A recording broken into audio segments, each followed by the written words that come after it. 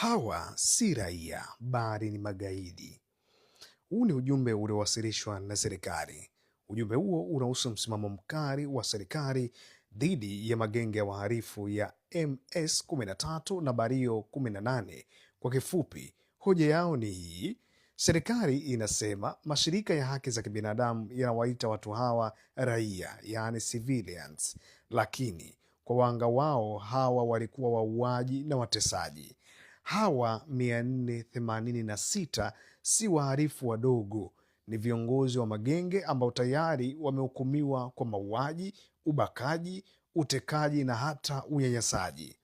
Serikali imesisitiza familia zinazolia wapendwa wao waliopotea hawazioni watu hawa kama wasio na hatia.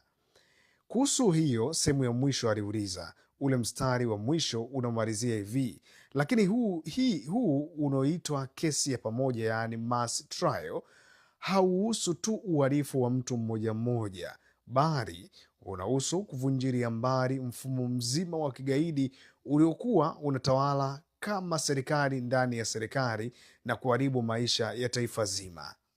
Kwa nini hii ni habari kubwa duniani kwa sasa?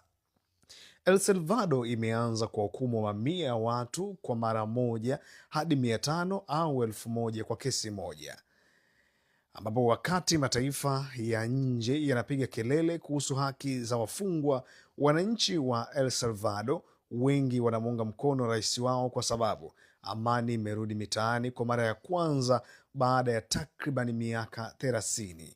Sheria zimebadilika kiasi kwamba ukiwa tu mwanachama wa genge tayari wewe ni gaidi hata kama haujashika silaha siku hiyo.